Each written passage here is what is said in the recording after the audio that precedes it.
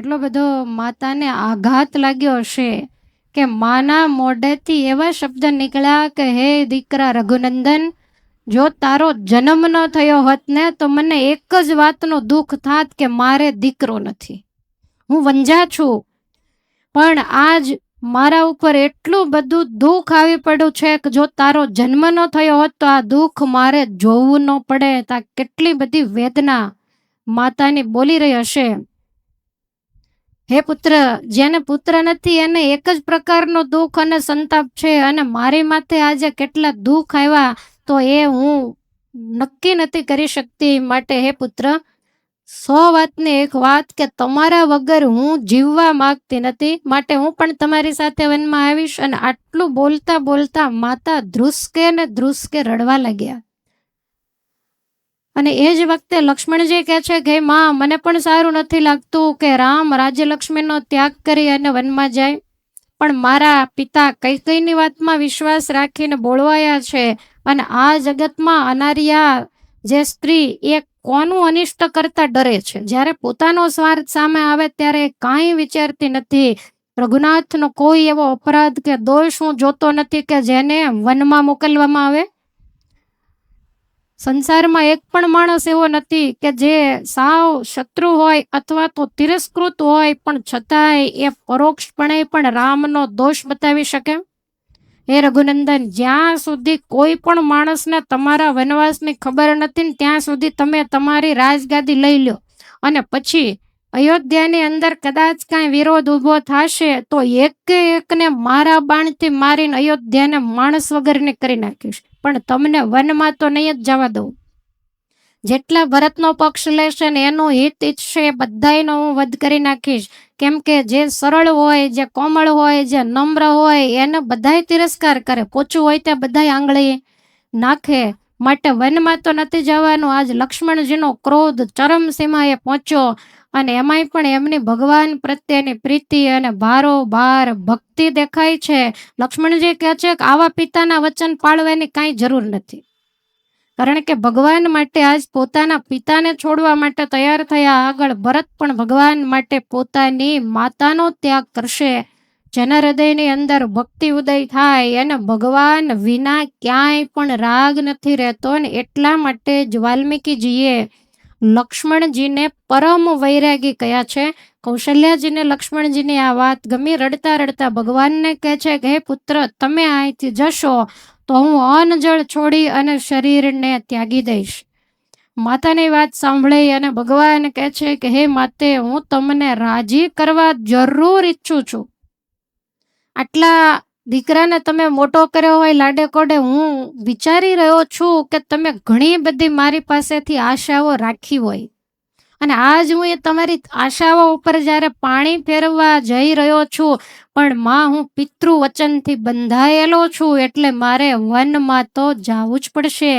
આપણા કુળમાં પૂર્વે સગર પુત્રોએ પિતાની આજ્ઞાને પાળવા માટે પૃથ્વી ખોદતા મુનિના શાપથી એ મોતને ભેટેલા. જમદગ્નિ પુત્ર પરશુરામે પિતાની આજ્ઞા પાળવા ફરશીથી પોતાના માતા રેણુકાનું મસ્તક કાપી નાખેલું. માટે હું પણ મારા ધર્માત્મા પિતાની આજ્ઞા તોડી અને એને દુઃખી કરવા માંગતો નથી. મારા પિતાને હવે હું સમજાવીને ધીરજ આપી શકું એવું નથી, પણ હે માં, તમે જો ધીરજ રાખશો ને તમે જો મદદ કરશો તો જ રઘુવંશની અંદર વચન પાળવાનો એટલો બધો મહિમા છે, એ વચનને હું પાળી શકીશ. અને માં, વાત માત્ર 14 જ વર્ષની છે, અવધિ પૂરો થઈ જશે એટલે હું પાછો આવીશ. દયાળુ એવા મારા પિતાએ મને આજીવન દેશવટો થોડો આપ્યો છે. ભગવાન પિતાજીનો બચાવ કરે છે, કારણ કે કૌશલ્યાને રાજાનો અભાવ ના આવે. ભગવાનને વન જવાનું છે. કૈકેયીની તો કોઈ વાત નથી. દશરથજીએ કૈકેયીને તો છોડી દીધા છે, તો પિતાજીની સેવા કોણ કરશે, એની આ સ્થિતિમાં કોણ સંભાળશે, એવું વિચારી અને એવું કહે છે કે મારા પિતા તો બહુ દયાળુ છે, માટે તમે બધાય મને ધર્મ અને સત્યનું પાલન કરવામાં મદદ કરો. ત્યારે કૌશલ્યાજી કહે છે કે જેવી પિતાની આજ્ઞા હોય એવી માતાની આજ્ઞા પાળવી એ પણ પુત્રની પવિત્ર ફરજ છે. તો હું તને અયોધ્યામાં જ રહેવાની આજ્ઞા આપું છું, કારણ કે હજી તારા પિતાએ અયોધ્યાનો રાજમુકુટ તારી માથે નથી મૂક્યો, એટલે અત્યારે હાલમાં હું આ અયોધ્યાની મહારાણી છું, માટે રાજા કે એટલો જ કહેવાનો અધિકાર મારો પણ છે. માટે મારી આજ્ઞા માની અને તમે અહીંયા રોકાવ. ત્યારે ભગવાન કહે છે કે માં, હે ભાઈ, જો તમને ખરેખર મારી સાથે હેત હોય તો તમે મને વનમાં જતા રોકશો નહીં. પિતાની આજ્ઞા લોપી અને તમે મને અહીંયા રાખશો ને તો આ 14 વર્ષ અયોધ્યામાં મારે વન કરતાંય ભયંકર બની જશે. મારા પિતાજી હયાત હોય અને દુઃખી હોય અને એને છોડીને માં તમે એવું કહો છો કે હું તમારી સાથે આવીશ. આ પતિવ્રતા અને સાધ્વી સ્ત્રીનું લક્ષણ નથી. આ બધું સાંભળતા લક્ષ્મણજી તો આ આંખો ફાડી ફાડી અને ક્રોધાવસ્થામાં બધું જોઈ રહ્યા છે. એની સામે જોઈ, પાસે જઈ અને ભગવાન કહે છે કે લક્ષ્મણ, માત્ર ધીરજનો આશ્રય લઈ તમે તમારા મનનો ક્રોધ અને શોક એ બંનેને દૂર કરો. તમે મારા અનુગામી છો, માટે જેમાં હું રાજી એમાં જ તમારે રાજી રહેવું જોઈએ. માટે હે ભ્રાતા, શાંત બની જાઓ અને મારા અભિષેકને કારણે જેને સંતાપ થઈ રહ્યો છે એવા માતા કઈ કઈને કોઈ પણ પ્રકારની શંકા ન રહે એવું કામ હંમેશા મારે કરવું જોઈએ. ભગવાન કહે છે કે હે લક્ષ્મણ, ન બુદ્ધિપૂર્વમ ના બુદ્ધમ સ્મરામિ કદાચન માતૃણામ વા પિતૃર્વાહમ માતૃણામ વા પિતુર્વાહમ ક્રોધમલ્પમ ચ વિપ્રિયમ ક્રોધમલ્પમ ચ વિપ્રિયમ ક્રોધમલ્પમ ચ વિપ્રિયમ ક્રોધમલ્પમ ચ વિપ્રિયમ માતॄણાં વા પિતુર્વાહમ ક્રોધમલ્પમ ચ વિપ્રિયમ માતॄણાં વા પિતુર્વાહમ ક્રોધમલ્પમ ચ વિપ્રિયમ ક્રોધમલ્પમ ચ વિપ્રિયમ ક્રોધમલ્પમ ચ વિપ્રિયમ ન બુદ્ધિપૂર્વં ના બુદ્ધં સ્મરામિ કદાચન ના બુદ્ધિપૂર્વં ના બુદ્ધં સ્મરામિ કદાચન સ્મરામિ કદાચન સ્મરામિ કદાચન માતॄણાં વા પિતુર્વાહમ ક્રોધમલ્પમ ચ વિપ્રિયમ માતॄણાં વા પિતુર્વાહમ ક્રોધમલ્પમ ચ વિપ્રિયમ ક્રોધમલ્પમ ચ વિપ્રિયમ ક્રોધમલ્પમ ચ વિપ્રિયમ. ભગવાન કહે છે કે હે લક્ષ્મણ, આજ સુધીમાં મેં ક્યારેય પણ જાણી જોઈને કે અજાણતા માતાઓ કે પિતાનો નાનો એવો ક્યારેય અપરાધ કર્યો હોય કે એનું વેણ વાઢ્યું હોય એવું આજ સુધી મને યાદ નથી. તો આટલો બધો મારા ઉપર વિશ્વાસ મૂકી અને જ્યારે મારા પિતાએ માતા કૈકેયીની સામે પ્રતિજ્ઞા કરી હશે, મારા સોગંદ ખાધા હશે, તો એ પ્રતિજ્ઞાનું પાલન કરવું એ મારી પવિત્ર ફરજ છે. માટે આપણે બધાએ વિચારવું કે આપણે મા બાપના કેટલા અપરાધ કર્યા. ભગવાન કે હું ક્યારેય 28 વર્ષમાં એક પણ વાર મારા માતા પિતાની સામે એક પણ શબ્દ બોલ્યો નથી. અને એની ગાથાઓ વ્યાસપીઠે બેસી અને ગવાય એ દરેકને શીખવાડે છે. હવે 3 માતાઓ હતા, એક નહોતા. સંસાર છે, ઘણી વખત કંઈક એવા બનાવો બનતા હોય પણ ભગવાન બહુ બુદ્ધિપૂર્વક કોઈ પણને દુઃખ ન થાય એવો નિર્ણય હંમેશા લેતા. ક્યારેય પણ ઉતાવળા થઈને કોઈની સામે બોલતા નહીં. માણસને કેવું હોય કે ઉતાવળો થઈને સામે બોલી જાય પછી પછતાય, પણ એનો કોઈ જ મતલબ નથી. પસ્તાવો કરે એનો અર્થ નહીં, પસ્તાવો ન કરવો પડે એવું જીવન જીવે. ઉતાવળ બિલકુલ બોલવામાં ન કરે. અને જેટલા સંસારના સંબંધો જીભ દ્વારા બગડે છે એટલા બીજા કોઈ દ્વારા નથી બગડતા. ઘરમાં ઠાકોરજીની દયાથી ખાવા પીવાનું ખૂબ હોય, વસ્ત્રે અન્ય કરી અને સુખ સાહેબી હોય, પણ છતાંય એકબીજાના મન ટકરાય એનું કારણ તો કે જીભ. કેવી રીતે કોની સાથે કેમ બોલવું એનો વિવેક આવા શાસ્ત્રોને કેટલીય વાર સાંભળવા છતાંય માણસમાં આવતો નથી ને આ જ એનું દુઃખનું કારણ છે. તમને કોઈ પણ પ્રકારનો રોગ થયો છે એટલે તમે ડૉક્ટરની સલાહ લીધી તો ડૉક્ટરે તમને દવા આપી કે 2 ટાઈમ 3 ટાઈમ 1 2 જે રીતે કહ્યું એ રીતે લેજો. હવે એ દવાને લાવી અને તમે તિજોરીમાં મૂકી દો તો તમારી તબિયત સારી ન થાય એટલે પછી કોઈ પૂછે કે હજી તમને સારું નથી તો કે ના, તો દવા લેતા હો, લઈ આવ્યો છું ને. તો લઈ આવ્યા છો એ મહત્વનું નથી, લ્યો એ મહત્વનું છે. સંસારમાં કેવી રીતે રહેવું, મુક્તિ કેવી રીતે કરવી, આલોકમાં સુખી કેમ થવાય, પરલોકમાં સુખી કેમ થવાય, એના માટેની ઢગલાબંધ ગોળીઓને આખું મેડિકલ આપણા ઋષિમુનિઓ આપણને આપીને ગયા છે. અને એની ઉપર લખાણ કરેલું છે કે ઘરમાં સુખી રહેવું હોય તો આમ રહેવું, સમાજમાં સુખી રહેવું હોય તો આમ રહેવું, મોક્ષ મેળવવો હોય તો આ પ્રમાણે રહેવું. એ તમામ વસ્તુ શાસ્ત્રોમાં ચોખ્ખા શબ્દોમાં લખી છે. જૂના સમયમાં કદાચ એ સંસ્કૃત ભાષામાં લખ્યું હશે, પણ એનું ગુજરાતી કરીને આપણી સામે મૂક્યું છે. આપણને નથી વાંચતા તો વક્તાઓ વાંચીને આપણને સમજાવે છે. અને ત્યારે તમે એમ કહો છો કે અમે દવા તો લઈ આવ્યા છીએ. પણ લઈ આવ્યા છો એ સાચું, પણ લ્યો તો જ એની કાંઈક અસર થાય. તિજોરીમાં કે કબાટમાં પડેલી દવા નકામી છે, તમારી તિજોરીમાં પડી હોય કે મેડિકલમાં પડી હોય, શું ફેર પડે? પણ એને જીવનની અંદર ઉતારો ને એકાદી ગોળી જો તમે ગળો તો જ તમારો રોગ જાય. કોઈ પણ વ્યક્તિ એવું ન પૂછી શકે કે અમારે મુક્તિ માટે શું કરવું, કે અમારે સંસારમાં સુખી થવા માટે શું કરવું. બધી જગ્યાએ બતાવ્યું છે.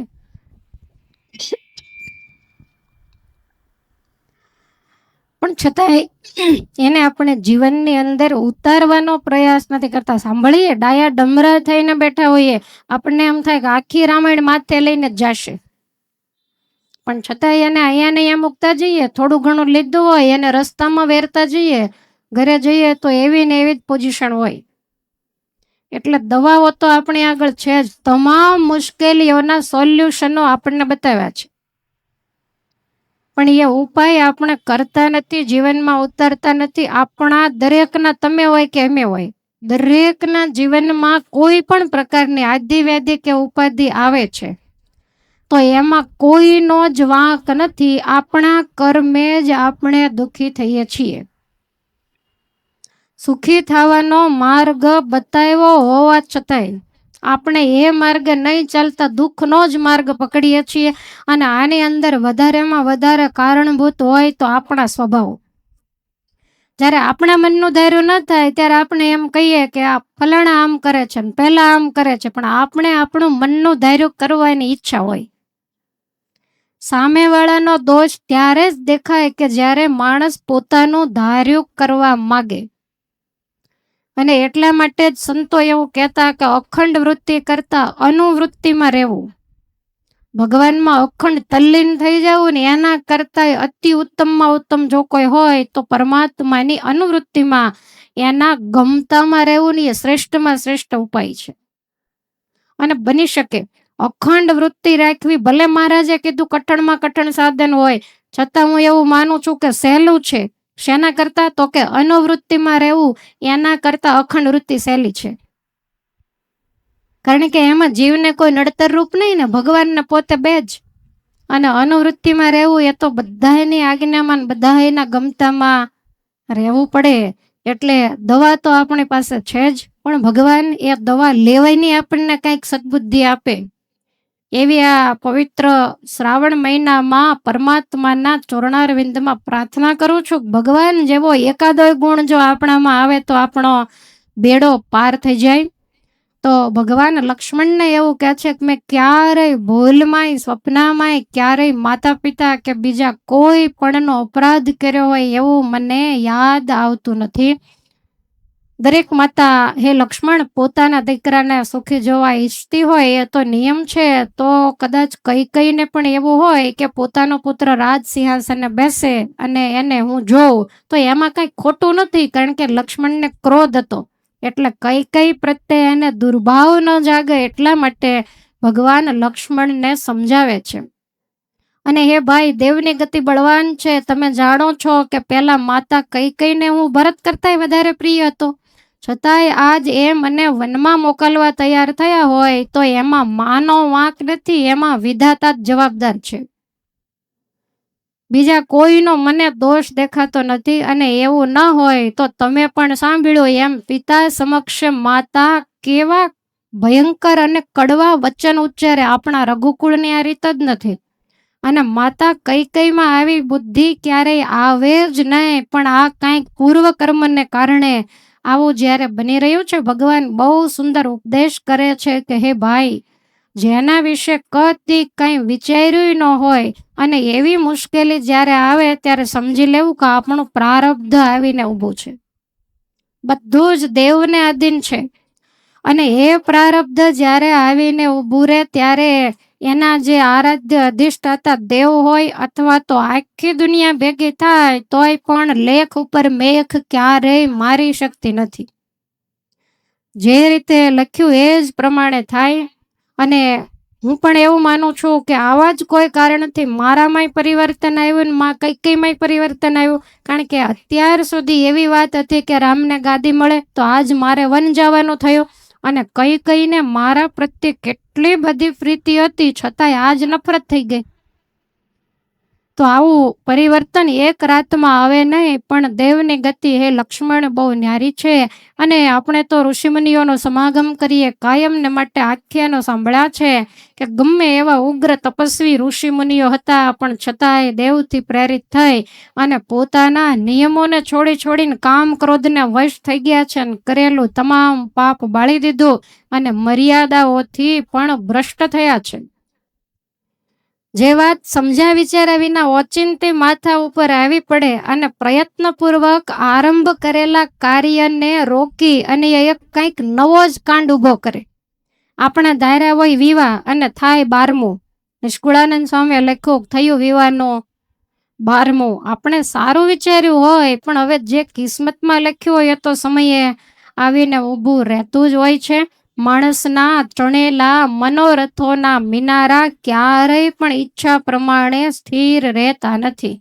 માનવ જાણે હું કરું કરતલ બીજો કોઈ, આદર્યા અધવચ રહે હરી કરે સો હોય. દશરથના આદર્યા પણ અધવચ રહ્યા છે. માટે હે લક્ષ્મણ, હે માતા, મને રાજી થઈને રજા આપો. અને પ્રભુએ માતાના હૃદયમાં દિવ્ય ધીરજ પ્રેરી છે, કારણ કે માતા રહી શકે એમ જ નહોતા.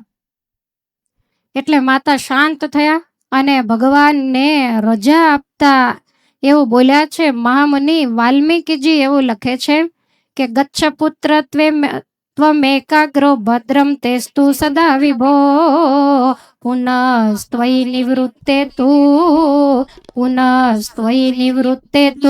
ભવિષ્યામિ ગતક્લમા ભવિષ્યામિ ગતક્લમા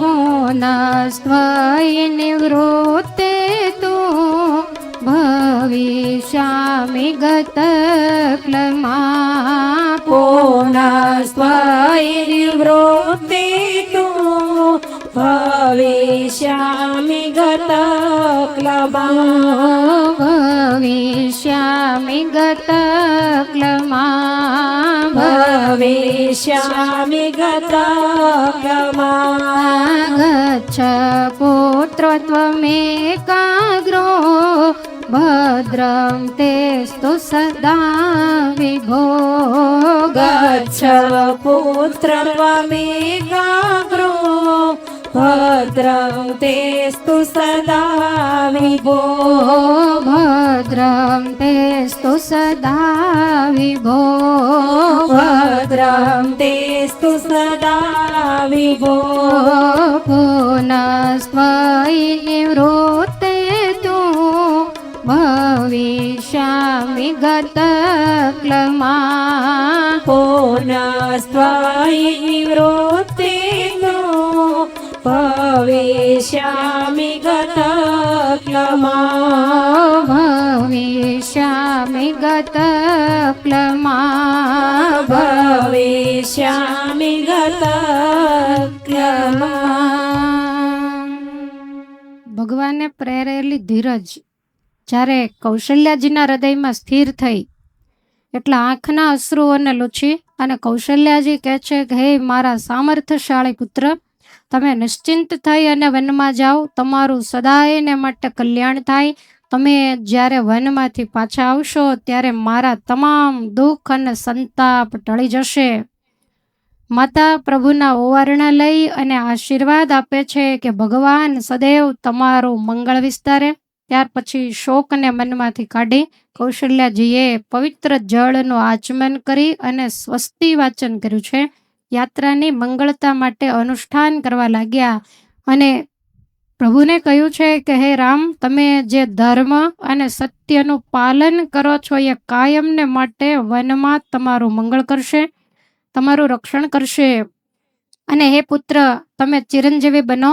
આજ સુધી તમે તમામ દેવસ્થાનોની અંદર જઈ અને જે દેવોને વંદના કરતા, જે દેવોની આરાધના કરતા, એ બધા જ દેવતાઓ જેનો તમે સમાગમ કરતા, એ તમામ ઋષિમુનિઓ વનની અંદર તમારી રક્ષા કરે. બુદ્ધિમાન વિશ્વામિત્રજીએ તમને જે અસ્ત્ર શસ્ત્ર આપ્યા છે, ચારેય બાજુથી વનમાં તમારી રક્ષા કરે. હે પુત્ર, મરુદગણો, મહર્ષિઓ, કુશા, ભગ, અર્યમા, દાતા, વિદાતા આ બધા દેવતાઓ છે. સાધ્યદેવ, વિશ્વદેવ, લોકપાલો, 12 મહિના, તમામ પ્રકારના મુહૂર્ત, બધા જ સંવત્સર, શ્રુતિ, સ્મૃતિ, સ્કંદદેવ, સોમદેવ, બૃહસ્પતિ, નારદ, સપ્તર્ષિઓ, સિદ્ધો, દિશાઓ, વનદેવીઓ, દિક્પાલો, 6 ઋતુઓ, તમામ પર્વતો, સમુદ્ર, રાજા, વરુણદેવ, અંતરિક્ષ, પૃથ્વી, વાયુ, ચરાચર પ્રાણીઓ, તમામ નક્ષત્રો અને તમામ દેવતાઓ સહિતના ગ્રહો, દિવસ અને રાત્રિ, બંને સંધ્યાઓ, આ બધાય વનની અંદર કાયમને માટે તમારી રક્ષા કરે. ભયંકર અસુરો, પિશાચો, વીંછી, સર્પ વગેરે ઝેરી જંતુઓ, વાઘ, સિંહાદિક હિંસક પશુઓ વગેરે તમારા માટે હિંસક ન બને, એ વનમાં તમને મદદરૂપ બને. આ રીતે કહી અને ઘી, સફેદ પુષ્પની માળાઓ, સમેદ તથા સરસવ વગેરે વસ્તુઓ બ્રાહ્મણ પાસે મુકાવી અને બ્રાહ્મણે વનમાં થનારા તમામ ઉપદ્રવોની શાંતિ માટે હોમ કર્યો છે. 10 દિશાઓના દેવો અને લોકપાલોને બલિ અર્પણ કરવામાં આવ્યા. પછી બ્રાહ્મણોને દક્ષિણા આપી અને રાજી કર્યા. પછી માતા કૌશલ્યાએ ભગવાનના મસ્તક ઉપર ચોખા પધરાવ્યા, ચંદન અને કંકુ લગાડ્યા અને બધાય મનોરથને સિદ્ધ કરનારી વિશલ્યકરણી નામની શુભ ઔષધિ લઈ એને રક્ષાના ઉદ્દેશથી મંત્ર ભણીને ભગવાનના કાંડે બાંધી છે. આ તો માતૃ હૃદય છે અને વનમાં જવાનું છે એટલે સુરક્ષા માટે માતાનું હેત એ આ બધું જ કામ કરી રહ્યું છે. ત્યારબાદ ભગવાન માતાના ચરણે વારંવાર મસ્તક મૂકી સીતાજીના ભવન તરફ પધાર્યા છે. માતા કરતા વધારે ચિંતા જો હોય તો એ ભગવાનને સીતાજીની હતી. વાલ્મીકી મુનિ લખે છે કે અયોધ્યાના મહેલમાં બનેલી તમામ બીનાઓથી સીતાજી અજાણ હતા. ભગવાનને આવવાનું મોડું થયું એટલે પ્રતીક્ષા કરી રહેલા ને એમાં ભગવાનને જોયા, પણ ભગવાન થોડીક લજ્જા સાથે નીચું જોઈને આવે છે અને સીતાજીએ ભગવાનના લજ્જાશીલ મુખને આજ પહેલી જ વખત 12 વર્ષમાં જોયું. સીતાજી પરણીને આવ્યા એને 12 વર્ષ થયા છે. સીતાજી એકદમ ધ્રુજવા લાગ્યા, પરસેવે રેપજેપ થઈ ગયા કે કોઈ દિવસ નહીં આજ પરમાત્મા કેમ આટલા બધા મુશ્કેલીમાં હોય એવું લાગે છે. એટલે સીતાજી વંદન કરીને બોલ્યા કે મહારાજ, રાજ્યાભિષેકનો મંગલ પ્રસંગ છે ને છતાંય તમે ઉદાસ કેમ છો? કારણ કે તમે જ્યારે ગયા ત્યારે તમારા મસ્તક ઉપર રાજનું શ્વેત છત્ર હતું અને અત્યારે છત્ર નથી, સાથે કોઈ સેવકો નથી. ત્યારે ભગવાન કહે છે કે સીતાજી, મને પિતાજી વનમાં મોકલી રહ્યા છે સીતાજીએ તો પહેલી જ વાર આ શબ્દ સાંભળ્યો. સીતા કાંઈ પણ બોલ્યા નથી. પથ્થરની પૂતળી હોય એમ સ્થિર થઈ અને મટકું માર્યા વિના સામે ને સામે જોઈ રહ્યા છે. ભગવાન કહે છે કે સીતે, એનું કારણ તમને બતાવું છું એમ કહી અને માતા કૈકેયીએ જે વરદાન માંગ્યા ત્યારથી માંડી અને બધી જ વાત વિસ્તારથી સમજાવી છે. હે દેવી, પિતાજી ધર્મ સંકટમાં છે. મારા સોગંદ ખાય અને માતા કૈકેયીને એણે વચન આપ્યા છે ને વચન પાળવા એ આપણા રઘુ કુળની રીતિ છે. માટે દેવી, વધારે વાતચીત કરવાનો સમય નથી. માટે હું વનમાં જાઉં છું. તમે ધીરજ ધારણ કરજો, વ્રત તપ યુક્ત જીવન જીવજો, રોજ સવારે દેવોની પૂજા કરજો, માતા પિતાની સેવા કરજો, મારા બીજા માતાઓને પણ નિત્ય પ્રણામ કરજો. કારણ કે હે સીતે, ત્રણેય માતાઓની સામે હું એક જ સરખી દ્રષ્ટિ રાખું છું.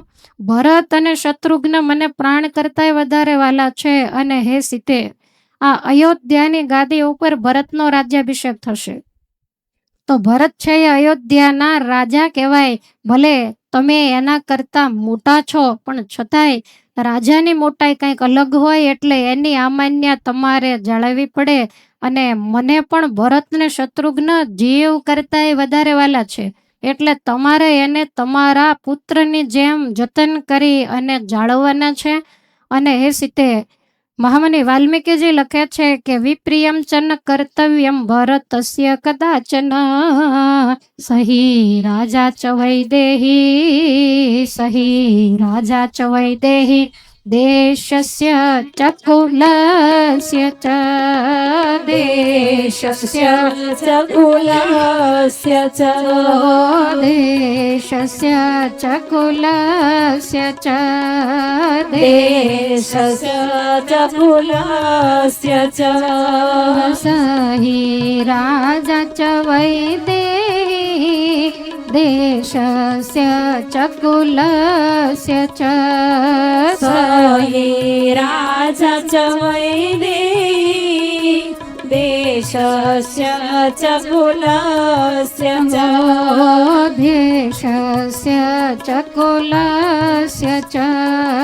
देशस्य च कुलस्य च વિપ્રિયમ ચ ન કર્તવ્યમ ભરતસ્ય કદાચન विप्रियं च न कर्तव्यं भरतस्य कदाचन ભરતસ્ય કદાચન भरतस्य कदाचन સહી રાજા ચ વૈદેહી દેશસ્ય ચ કુલસ્ય ચ सहि राजा च वैदेही देशस्य च कुलस्य च દેશસ્ય ચ કુલસ્ય ચ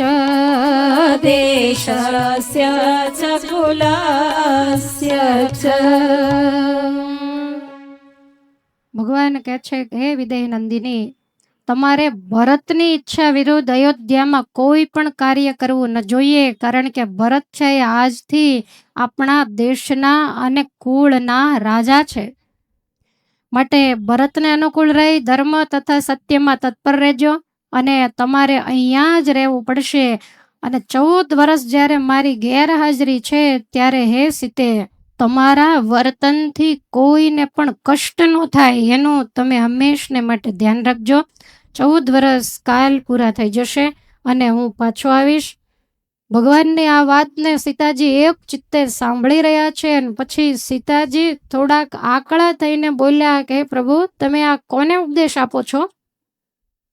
તમારી વાતો તો હાસ્યપ્રદ છે. હે ભગવાન, આ જગતમાં માતા પિતા ભાઈ પુત્ર પુત્રવધુ આ બધા જ સંબંધીઓ પોતપોતાના કર્મનું ફળ ભોગવે છે. અને સ્ત્રી એક જ એવી છે કે એ પોતાના સ્વામીના ભાગ્યને જ પોતાનું ભાગ્ય માને છે.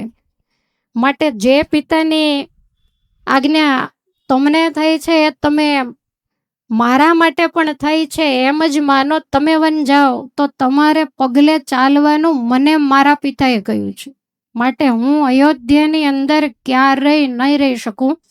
સ્ત્રીને માટે પોતાના સાચા સહાયક, પોતાના જીવનનું સર્વસ્વ એ પોતાના સ્વામી જ છે. માટે મને તમે તમારી સાથે લઈ જાઓ. અને મેં તો એવો કોઈ અપરાધ નથી કર્યો કે જેને કારણે વાંકમાં લઈ અને તમે મને છોડી અને વનની અંદર જઈ શકો. અને હે પરમેશ્વર, ઊંચા ઊંચા મહેલોમાં રહેવું, વિમાનોમાં બેસીને ફરવું, અણીમાં વગેરે સિદ્ધિઓ દ્વારા આકાશમાં ઉડવું, આ બધાય કરતા સ્ત્રીને માટે પોતાના પતિના ચરણોની છાયામાં રહેવું ને એ જ વધારે સુખદાયક છે. પણ આ વસ્તુને આજનો સમાજ ભૂલતો જાય છે. આજનો સમાજ અથવા તો આજની જે સ્ત્રીઓ એ હંમેશા સારા મકાનો, જમીન જાયદાદો, ખૂબ રૂપિયા, રૂપ, આવું બધું એને જ પોતાનું જીવન સર્વસ્વ માને છે. તમને ખ્યાલ જ હશે કે ઘણા બધા એવા પરિવારો છે કે જે ખૂબ સંસ્કારી છે, એના દીકરાઓ પણ ખૂબ ગુણિયલ છે, પણ કદાચ આર્થિક રીતે થોડાક પાછળ હોય તો એને કારણે એને ઘેર દીકરી દેવામાં બધાય વિચાર કરે છે. જેને ઘેર દોમદોમ સાહેબી છે, જ્યાંથી આવે ત્યાંથી અણહકની, અનીતિની કોઈના ગળા કરી અને કદાચ ભેગી કરી છે. છોકરાઓમાં સંસ્કારનો છાંટો પણ નથી. મા બાપની કમાણીને ઉડાડે છે ને એને ઘેર દીકરી દેવા આજ બધાય તૈયાર છે. સીતાજી પતિવ્રતાના ધર્મ બતાવે છે જે આજના સમાજને લાગુ પડે છે કે ક્યારેય પણ કન્યાએ વરનું રૂપ તો ઠીક છે પણ એના ગુણ એને પહેલા જોવા, ક્યારેય સંપત્તિની સામે નજર નાખવી જ નહીં. અને આજની જે દીકરીઓ છે એ મારી દ્રષ્ટિએ જો જોઉં તો એ વર સાથે નથી પરણતી, પણ એ મિલકતની સાથે પરણે છે. ઘણીવાર કહેવાનું મન થાય કે જમીનો હોય, મકાનો હોય, એના દસ્તાવેજને જ જાનમાં લઈને જવો જોઈએ, વરને લઈ જવાની જરૂર જ નથી. એને દસ્તાવેજની સાથે જ ફેરા ફેરવવી જોઈએ, કારણ કે એને મિલકત જોતી છે, એને મોજ શોખ કરવા છે, એને મન ફાવે એમ હરવું ફરવું, ખાવું પીવું, બસ આ જ કરવું છે. પુરુષ ગમે તેવો હોય, સંસ્કાર સામે જોવું નથી. પછી એને ખ્યાલ નથી કે અડધી રાતે અડધી દુનિયામાં ફરીને આવે ને આવ્યા પછી કાંઈ પણ બોલે ને તો માર પડે. એટલી બધી દુર્ગંધ આવતી હોય, એવા કેફી પીણા પીને અડધી રાત્રે આવ્યા હોય તો કન્યાઓને એવોય વિચાર નથી થતો કે આવાની સાથે રહ્યા તો પરિણાતોય શું અને ન પરિણાતોય કોઈ એનો મતલબ નથી. અને સંસારનું આ સુખ નથી. ભલે કાંઈ જ ન હોય, તમે અમુક જોજો, મજૂરી કરનારા હોય, બપોરે બંને સાથે બેસી અને મરચુંને રોટલો જમતા હોય તો એની જિંદગીમાં સુખ હોય. અને દોમ સાહેબીની વચ્ચે રહેતા હોવા છતાંય પણ સુખ નથી હોતું. ઘરમાં 5 જણા હોય, બધાય પોતપોતાની રોટલી બનાવીને અલગ અલગ જમતા હોય. 2-3 ભાઈઓ ભેગા રહેતા હોય, જેના ઘરના આવે એ ઊભા થઈને રસોઈ કરીને જમાડે. કોઈને સાથે બેસીને જમવાનો પણ આજ સમય નથી. માટે રામાયણની કથા આપણને શીખવાડે છે કે સ્ત્રીને માટે સુખ શું છે ને પુરુષને માટે સુખ શું છે. સંપત્તિ ઘેલો સમાજ આજે આપણા આ આર્ય સંસ્કૃતિના દિવ્ય અને ભવ્ય સંસ્કારોને ભૂલી ગયો છે. મન મેળ જ નહીં, એમ ને એમ ઘરમાં રહેતા હોય, કોઈને કોઈની સાથે કાંઈ લેવા દેવાય નહીં. તમારી ફરજમાં આવે એટલે રોટલા બનાવીને, મારે એવું ન કહેવાય પણ શેરીમાંથી પેલા આવે એને નાખે ને એમ નાખે. અને પહેલાં નહીં કાંઈ લગાવ ન હોય, કારણ કે વર્તન એવું શું લગાવ હોય કહો. આના કરતાં તો હોટલમાં જઈને ખાવું સારું. હોટલનો વેઇટર છે ને એ કંઈક સારી રીતે પીરસી અને પૈસાના લોભે જમાડે. તો આવી રીતે સંસારમાં રહેવું, આને સંસાર ન કહેવાય, આને કકળાટ કહેવાય. માટે સમજી અને હંમેશા સંસારની અંદર રહેવું. તો સીતાજી એવું સમજાવે છે કે સ્ત્રીને માટે પોતાના પતિને આજ્ઞામાં રહેવું, એના ગમતામાં રહેવું, એનાથી મોટું બીજું કોઈ આ લોકનું સુખ નથી. અને સીતાજી અતિ અદ્ભુત બોલ્યા છે, પરમાત્માની સામે ક્યારેય બોલે નહીં, પણ આજ થોડાક આવેશમાં વનની વાત સાંભળીને આવી ગયા છે એટલે બોલ્યા છે. મહામુનિ વાલ્મીકીજીએ એવું લખ્યું કે અનુશિષ્ટાસી માત્રા ચ પિત્રા ચ વિવિધાશ્રયમ નાસ્મી સંપ્રતિ વક્તવ્યા, નાસ્મી સંપ્રતિ વક્તવ્યા વર્તિતવ્યમ યથા મયા, વર્તિતવ્યમ યથા મયા, વર્તિતવ્યમ યથા મયા, વર્તિતવ્યમ યથા મયા, નાસ્મી સંપ્રતિ વક્તવ્યા વર્તિતવ્યમ યથા મયા, નાસ્મી સંપ્રતિ વક્તવ્યા વર્તિતવ્યમ યથા મયા, વર્તિતવ્યમ યથા મયા, વર્તિતવ્યમ યથા મયા, અનુશિષ્ટસી માત્રા ચ પિત્રા ચ વિવિધાશ્રયા, અનુશિષ્ટાસી માત્રા ચ પિત્રા ચ વિવિધાશ્રયો, પિત્રા ચ વિવિધાશ્રયા, પિત્રા ચ વિવિધાશ્રયો, નાસ્મી સંપ્રતિ વક્તવ્યા વર્તિતવ્યમ યથા મયા, નાસ્મી સંપ્રતિ વક્તવ્યા વર્તિતવ્યમ યથા મયા, વર્તિતવ્યમ યથા મયા, વર્તિતવ્યમ યથા મયા. સીતાજી કહે છે કે હે પરમેશ્વર, મારે કોની સાથે કેવું વર્તન કરવું જોઈએ એ વિશે મારા માતા અને પિતાએ મને ઘણી શિખામણ આપી છે, માટે અત્યારે એ વિશે મને ઉપદેશ આપવાની કાંઈ જરૂર નથી. હું તો જેમ મારા પિતાના ઘરમાં રહેતી એ જ રીતે તમારી સાથે વનમાં પણ સુખપૂર્વક રહીશ. 3 લોકના ભોગ વૈભવ, અયોધ્યાની રાજગાદી, ઐશ્વર્ય એને તુચ્છ સમજી અને કાયમને માટે હું તમારી સેવામાં રત રહીશ. અને એમ છતાંય બહુ લાંબી ચર્ચા છે, પણ સીતાજી એવું કહેવા માંગે છે કે એમ છતાં તમે જો મને છોડીને જશો તો આ મારા પ્રાણ તમે અયોધ્યાની બહાર નીકળો ત્યાર પહેલા નીકળી જશે. આ સાંભળી અને ભગવાન સીતાજીને રોકવા માટે ફરીવાર એક પાસો ફેંકે છે કે હે સીતે, તમે હજી વનના દુઃખો જોયા નથી. હું તો વિશ્વામિત્રની સાથે જઈ આવ્યો છું. તો દેવી, તમે વનને યોગ્ય નથી. પર્વતોમાંથી પડતા ઝરણાના અવાજ રાત્રે બહુ ભયંકર લાગે. જંગલી પશુઓની ત્રાડ સાંભળતા જ તમે ધ્રુજી જશો. વળી કાંટા કાંકરાવાળા રસ્તામાં ખુલ્લા પગે ચાલવું પડે, બહુ કષ્ટદાયક ગણાય. આખો દિવસ ચાલ્યા પછી રાત્રે સૂકા પાંદડા ખાઈને સૂવું પડે. ક્યારેક એવું કાંઈ ન મળે તો જળ પીને સૂવું પડે. અને દરેક ઋતુઓમાં દેવી ફળ ફૂલ જંગલમાં મળે નહીં. વલકલ પહેરવા પડે, ઉપવાસ કરવા પડે. 3 વખત તપસ્વીનો નિયમ છે કે ઠંડા જળમાં સ્નાન કરવું પડે. ફળ ફૂલને જાતે વીણવા જવું પડે. અહીંયા 100 દાસીઓ તમારા પિતાએ તમને સાથે આપી છે. વળી વનના પ્રચંડ વંટોળિયા, વાવાઝોડા, અંધકાર તથા આકાશનું ઓઢણું અને પૃથ્વીનું પાથરણું કરવું પડે.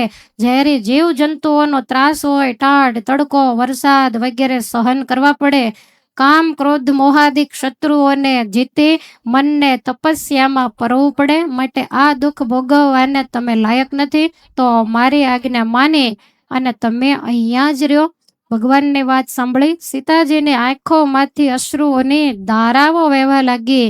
હૈયું હાથમાં રાખી અને માંડ માંડ બોલ્યા કે હે પરમેશ્વર, તમે જે જે વનના દુઃખ બતાવ્યા એ તમારા કાયમ દર્શન કરવાથી મારા માટે સુખરૂપ બની જશે. તમારું રૂપ જોઈ અને તમામ પ્રાણીઓ પોતપોતાના સ્વભાવોને છોડી દેશે અને તમને વિશ્વાસ હોય કે તમારા ગયા પછી હું જીવિત રહીશ, તો મને અયોધ્યામાં મૂકીને જાઓ. અને હે પ્રભુ, મારા નાનપણની હું તમને એક વાત સંભળાવું છું. મહામુનિ વાલ્મીકીજી લખે છે કે અથાપી ચ મહાપ્રાજ્ઞ બ્રાહ્મણા મયા શ્રુતમ પુરા પિતુર્ગૃહે સત્યમ પુરા પિતુર્ગૃહે સત્યમ વાસ્તવ્યમ કિલ મે વને વાસ્તવ્યમ કિલ મે વને વાસ્તવ્યમ કિલ મે વને વાસ્તવ્યમ કિલ મે વને પુરા પિતુર્ગૃહે સત્યમ વાસ્તવ્યમ કિલ મે વને પુરા પિતૃગૃહે સત્યમ વાસ્તવ્યમ કિલ મે વને વાસ્તવ્યમ કિલ મે વને વાસ્તવ્યમ કિલ મે વને અથાપી ચ મહાપ્રાજ્ઞ બ્રાહ્મણા મયા શ્રુતમ અથાપી ચ મહાપ્રાજ્ઞ બ્રાહ્મણા મયા શ્રુતો બ્રાહ્મણા મયા શ્રુતમ બ્રાહ્મણા મયા શ્રુતમ પુરા પિતુર્ગૃહે સત્યમ વાસ્તવ્યમ કિલ મે વને પુરા પિતૃગૃહે સત્યમ વાસ્તવ્યમ કિલ મે વને વાસ્તવ્યમ કિલ મે વને વાસ્તવ્યમ કિલ મે વને. સીતાજી કહે છે કે પરમેશ્વર, હું જાણું છું કે વનની અંદર અનેક પ્રકારની મુશ્કેલીઓ આવે અને પુરુષ કરતાં સ્ત્રીનો સ્વભાવ હંમેશા ભીરુ હોય છે, બીકણ હોય છે. પણ મારો જ્યારે જન્મ થયો કહેતા ધરતીમાંથી જ્યારે હું પ્રગટ થઈ અને મારા પિતા જનકજી જ્યારે મને પોતાના રાજમહેલમાં લઈ ગયા, પછી એમણે વિદ્વાન બ્રાહ્મણોને બોલાવી અને મારું નામાભિધાન કરાવ્યું. મારા જોશ જોવડે એવા જન્મકુંડલી કઢાવી. તો એ વખતે એ વિદ્વાન બ્રાહ્મણોએ એવું કીધેલું કે તમારી દીકરી છે એ સાક્ષાત લક્ષ્મી સ્વરૂપા છે, તમારી કીર્તિને દિગંતની અંદર ગુંજતી કરશે. પણ હે જનક, આના જીવનની અંદર વધારે વનમાં રહેવાનું લખ્યું છે. રાજમહેલમાં રહેવા કરતાંય જાજા વરસ આને વનમાં જવું પડશે. અને જન્મકુંડળીની તો પ્રભુ મને ખબર ન હોય, પણ જનક મહારાજા તમામ ઋષિમુનિઓ અને સાધુ સંતોના પૂજક હતા. એટલે મોટા મોટા વિદ્વાનો આવ્યા હોય તો નાની એવી મને પગે લગાડે અને પછી એમ કે મારી દીકરીને આશીર્વાદ આપો. ત્યારે મારા લલાટ સામે જોઈ અને હે પ્રભુ, એ વિદ્વાન બ્રાહ્મણો એવું કહેતા કે આમ તો તમારી દીકરી બહુ ભાગ્યશાળી છે, દુનિયામાં કોઈને નહીં મળે એવો વર એને મળશે. પણ તમારે દીકરીને વનનો યોગ વધારે લખ્યો છે, માટે એને વનમાં રહેવું પડશે. તો હે પરમેશ્વર, અત્યારે તમે નહીં લઈ જાઓ તો મારા લલાટમાં લખેલું એ તો કાંઈ મિથ્યા થવાનો નથી અને મારે એકલા વનમાં જવું એના કરતાં તમારી સાથે આવવું એ જ વધારે યોગ્ય રહેશે. માટે હે ભગવાન, મને તમે સાથે લઈ જાઓ. તમારા દર્શન વિના એક ઘડી પણ હું રહી શકતી નથી, તો મારા 14 વર્ષ અયોધ્યામાં કેમ જશે? અને આમ બોલતા બોલતા સીતાજી બેભાન થઈ અને ધરતી ઉપર ઢળી પડ્યા છે.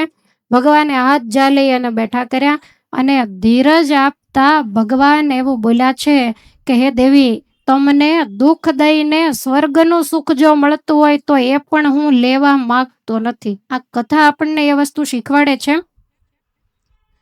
કે પુરુષની અનુવૃત્તિમાં રહેવું પોતાના સ્વામીની અનુવૃત્તિમાં રહેવું, એના ગમતામાં રહેવું, એવી એ ફરજ જેટલી સ્ત્રીની છે એ જ પ્રમાણે સ્ત્રીનું સર્વ પ્રકારે ધ્યાન રાખવું અને એનું ગમતું કરવું એ ફરજ પુરુષની પણ છે. એક તરફી ક્યારેય પણ સંસારનું ગાડું ચાલે જ નહીં. એક વ્હીલ ટ્રેક્ટરનું અને એક સાયકલનું હોય તો આ સંઘ દ્વારિકા ક્યારેય પણ પહોંચે જ નહીં. માટે જેટલી બહેનો માટે પતિવ્રતાના ધર્મ બતાવ્યા છે એટલી જ જવાબદારી સામે ભાઈઓની છે. એ તમારી અર્ધાંગીની છે, એ કોઈ નોકરાણી કે તમારી કામવાળી નથી. જેટલો હક પુરુષનો છે એટલો જ ઘરની અંદર હક સ્ત્રીનો છે. પણ કુદરત એવું કે છે કે સ્ત્રી ક્યારેય ઉતાવળા નિર્ણય ન લે, એની બુદ્ધિ ટૂંકી હોય એટલે એને પુરુષની અનુમતિ લઈને નિર્ણય લેવા પડે છે.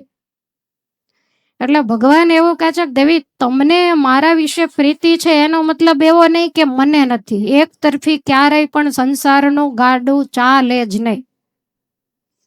અને જેટલા એક તરફી હોય અને જોડાયા હોય એને 2-5 વર્ષે પણ છૂટું થયા વગર રહે જ નહીં. અને કદાચ છૂટું ન થાય મર્યાદાઓ પ્રમાણે તો પછી એમને એમ ગાડું ગબડાવે જાય અને જિંદગી પૂરી કરવી પડે. માટે હે સીતા, તમને દુઃખી કરી અને કદાચ વન નહીં, સ્વર્ગ નહીં, વૈકુંઠનું સુખ મળતું હોય તોય પણ હું લેવા ઈચ્છતો નથી. અને વનની અંદર તમારી સર્વ પ્રકારે રક્ષા કરવા માટે હું સમર્થ છું. પણ છતાંય વનવાસ તમને નથી તો મારે સીધી રીતે એવું ના કહેવાય કે તમે મારી સાથે ચાલો.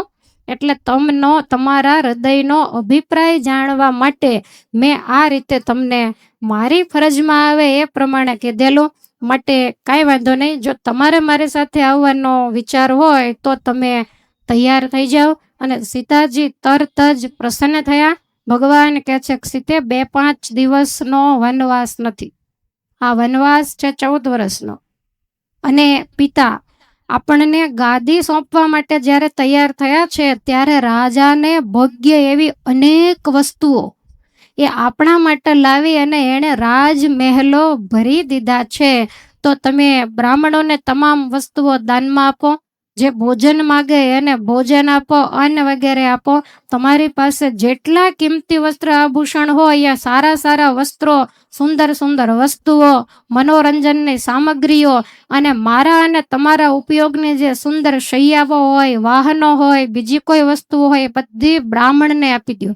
કારણ કે 14 વર્ષ સુધી રાખી મૂકવાનો કોઈ મતલબ નથી. અને પછી જે કાંઈ વધે એ બધું જ આપણા સેવકોને વેચી દો. આવી ભગવાનની વાત સાંભળી અને સીતાજી અતિશય પ્રસન્ન થયા અને તરત જ દાન વિધિના કામમાં લાગ્યા છે. લક્ષ્મણજીને ખ્યાલ આવ્યો કે ભગવાનની સાથે માતા સીતા પણ વન જાય છે.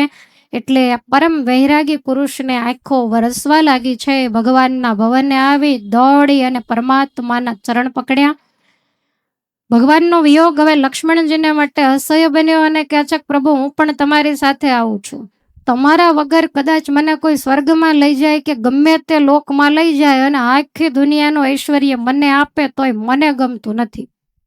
ભગવાને એને ખૂબ સમજાવ્યા, ઘણી ભલામણો કરી, પણ બધુંય વ્યર્થ ગયું. લક્ષ્મણજી કહે છે કે હે ભગવાન, હું તમારો અનુગામી છું. અત્યાર સુધી હું તમારાથી વેગળો રહ્યો નથી, હું તમારો પડછાયો છું. કાયાથી છાયા ક્યારેય પણ અલગ ન થાય, તો હવે હું કેમ અલગ રહીશ? અને તમે મને સાથે લઈ જવા માંગતા નથી એનું કારણ તો મને બતાવો. ત્યારે ભગવાન કહે છે કે લક્ષ્મણ, તમે મારા પરમ સ્નેહી, ધીર, વીર, પ્રાણ જેવા મને વાલા છો, પણ તમને લઈ જાઓ તો બંને માતા તથા પિતાની મને ચિંતા છે.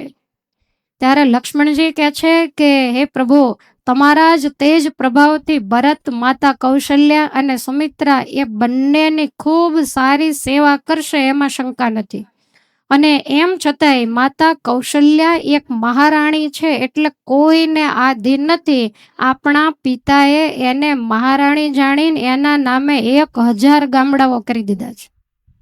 માટે એની આજીવિકાનો કદાચ ભરત રાખશે, પણ છતાંય કદાચ ન રાખે તો કૌશલ્યાની કોઈ ચિંતા નથી. જેવી રીતે હું તમારો અનુગામી છું એવી જ રીતે મારા માતા સુમિત્રા એ પણ માતા કૌશલ્યાના અનુગામી છે. માટે એને અહીંયા કાંઈ મુશ્કેલી નહીં આવે. માટે તમે મને સાથે લઈ જાઓ. અને એમાં કોઈ ધર્મની હાનિ નથી. એકને કદાચ વન હોય તો બીજા સ્વેચ્છાથી કદાચ બે સાથે જતા હોય તો એમાં કોઈ દોષ લાગતો નથી. હું પણ કૃતાર્થ થઈ જઈશ. અને હે પરમેશ્વર, તમે અત્યારે જ મારી પાસે શા માટે કેવડાવો છો કે તમારું જે પ્રયોજન છે, વનમાં જવાનું તમારું જે કારણ છે, એ મારા વિના અને માં જાનકી વિના ક્યારેય સિદ્ધ નહીં થાય. માટે અમને બંનેને તમારે સાથે લઈ જ જવા પડશે ને અમારી જરૂર પડશે જ. કારણ કે એકલા રામ વનમાં જાય તો આંટો મારીને પાછા આવે. પણ કેટલાય અસુરોના મોત લક્ષ્મણજીના હાથે, કેટલાયની મુક્તિ લક્ષ્મણજીના હાથે હોય. અને સીતા હોય તો જ રાવણ આવે, ને રાવણ આવે તો જ નિશાચર વંશનો નાશ થાય. માટે તમારા માટે કાયમ હું ફળ ફૂલ વગેરે લાવીશ. અને બીજી તમામ હવન સામગ્રીઓની જરૂર પડશે એ પણ હું જંગલમાંથી લાવી આપીશ. અને તમે અને માતા સીતા જ્યારે જંગલની અંદર પર્વત શિખરોની અંદર ભ્રમણ કરતા હશો અથવા તો રાત્રે સૂતા હશો, દિવસે જાગતા હશો, તો હું કાયમને માટે તમારો ચોકી પહેરો કરીશ. હું નિદ્રા વગેરે નહીં લઉં, સાચો સેવક બની. અને હે પ્રભુ, હું લક્ષ્મણજીએ ભગવાનની સામે અનેક પ્રકારના જ્યારે નિવેદન કર્યા ત્યારે ભગવાન કહે છે કે ભલે લક્ષ્મણ, તમે પણ સાથે આવો. અને આ બાજુ આખા અયોધ્યામાં રામ વનવાસની વાત વાયુ વેગે ફેલાઈ ગઈ. બધા જ ચોધાર આંસુડે રડવા લાગ્યા. ભગવાન લક્ષ્મણ અને સીતા સહિત પગપાળા પિતાના દર્શને કૈકેયી ભવન તરફ જઈ રહ્યા છે. તમામ નગરજનો અતિ વ્યાકુળ છે. ભગવાનને જોઈને બધાય વાતો કરે છે કે રાજા દશરથે કૈકેયીની વાતમાં આવી જઈને બહુ મોટો અનર્થ કર્યો. સત્યવાદી પિતૃભક્ત એવા રામને વનવાસ આપ્યો છે. હવે પિતાના વચનને પાળવા ખાતર જરૂરથી રામ વનમાં જશે. અને જો રામ વનમાં જાય તો આપણે બધાએ રામની પાછળ જવું. મહામુનિ વાલ્મીકીજીએ તો એવું લખ્યું છે કે નગરજનોએ એવું વિચાર્યું કે રામને દુઃખી કરી અને કઈ સુખી થવા જો માગતી હોય તો આપણા ઘરની અંદર જે કાંઈ અન્ન, વસ્ત્ર, કોઈ પણ પ્રકારની સામગ્રી છે એ બધું જ ઉડાડી દઈએ, બધાને વેચી દઈએ અને પછી ઘરને ખોદીને પાડી દઈએ અને આખી અયોધ્યાને ઉજ્જડ કરી અને આપણે બધા જ રામની પાછળ જઈએ. પછી ભલે કૈકેયી અને એનો દીકરો ભરત એ ઉજ્જડ અયોધ્યાનું રાજ કરે. એટલા બધા પ્રજાજનો પણ દુઃખી થયા છે. ભગવાને અનેકાનેક વાતો સાંભળતા સાંભળતા કોઈ પણ પ્રકારના વિકાર કે મનના ફેરફાર વગર કૈકેયી ભવનની અંદર પ્રવેશ કર્યો. ભગવાન પધાર્યાના રાજાને સુમંતે સમાચાર આપ્યા એટલે દશરથે તમામ રાણીઓને કૈકેયી ભવનમાં બોલાવવાનો આદેશ કર્યો છે. મહામુનિ વાલ્મીકીજીએ એવું લખ્યું કે અર્ધ સપ્ત શતાસ્તત્ર પ્રમદાસ્તામ્રલોચના કૌશલ્યામ પરિવાર્યાર્થ શનેર જગમુર ધૃતવ્રતા. દશરથજીના 350 પતિવ્રતા સ્ત્રીઓ એ મહારાણી કૌશલ્યાને ચારેય બાજુથી ઘેરી અને ધીરે ધીરે કૈકેયી ભવનમાં આવ્યા છે. અને ત્યાર પછી ભગવાનને પણ બોલાવવામાં આવ્યા. પ્રભુને સીતા અને લક્ષ્મણની સાથે દૂરથી જ રાજાએ જ્યારે આવતા જોયા એટલે ભગવાનની સામે રાજા દોડ્યા, પણ મૂર્છા આવતા વચ્ચે જ પડી ગયા. લક્ષ્મણજી અને ભગવાને હાથ ઝાલી રાજાને ઉઠાડ્યા છે. ભગવાનને જોતા તમામ રાણીઓ ચોધાર આંસુડે રડવા લાગ્યા. રાણીઓના રડવાથી રાજમહેલ આર્તનાદથી ગાજી ઉઠ્યો છે. થોડી વારે પિતાજી ભાનમાં આવ્યા ત્યારે ભગવાન કહે છે કે પિતાજી, તમે સ્વસ્થ થાઓ. અમે તમારી પ્રતિજ્ઞાને પૂર્ણ કરવા માટે દંડક વનની અંદર જઈએ છીએ. સીતા અને લક્ષ્મણ પણ મારી સાથે આવે છે, માટે અમને આશીર્વાદ આપો. આ સાંભળી અને રાજા કહે છે કે હે રઘુનંદન, કૈકેયીને આપેલા વરદાનને કારણે હું એટલો બધો મોહમાં પડી ગયો છું. એટલે મારી તમને એવી આજ્ઞા છે કે મને કેદખાનામાં પૂરીને તમે અયોધ્યાના રાજા બની જાઓ.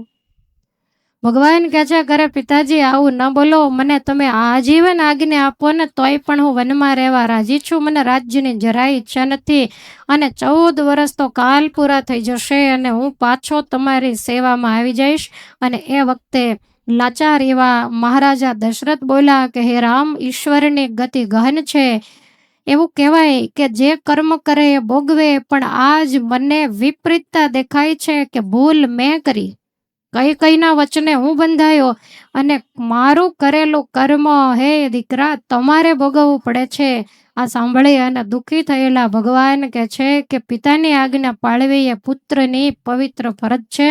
માટે હું રજા લઉં છું. તમે ભરતને રાજ આપી અને બીજા વચનમાંથી પણ મુક્ત થઈ અને ચિત્તને હંમેશા શાંત રાખજો. ભરતને રાજનીતિ શીખવાડજો. 14 વર્ષના અવધિમાં વચ્ચે મને મળવાની ઈચ્છા તમે રાખશો નહીં, કારણ કે હરિયાળા વનોની અંદર અમે તો સુખપૂર્વક રહેશું.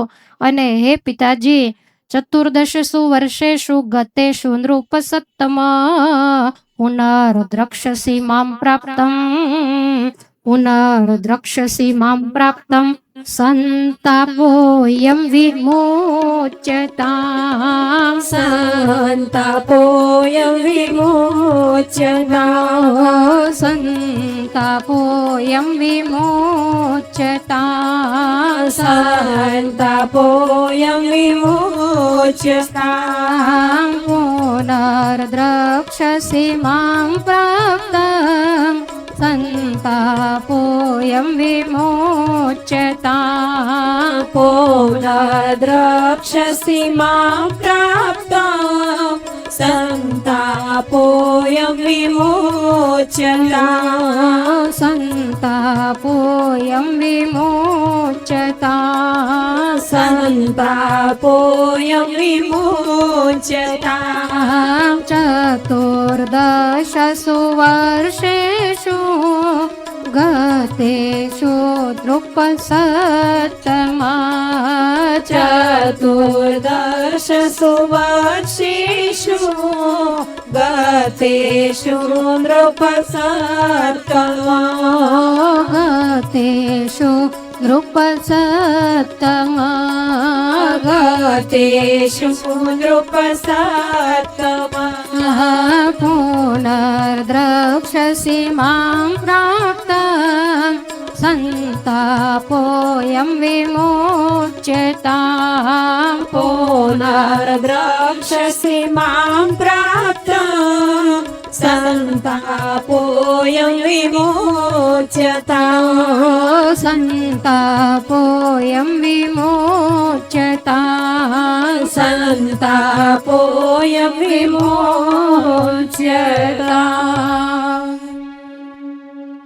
ભગવાન કહે છે કે પિતાજી, ઇક્ષ્વાકુ વંશની પરંપરામાં આપણે જ્યારે જન્મ્યા છીએ અને એની ગાદીને જ્યારે આપણે સંભાળી રહ્યા છીએ, ત્યારે જીવનમાં આવતા આવા સામાન્ય સુખ અને દુઃખ એનો હર્ષશોક તમારા જેવા ધર્મજ્ઞ અને જ્ઞાન વૃદ્ધ મહાપુરુષે ન કરવો જોઈએ.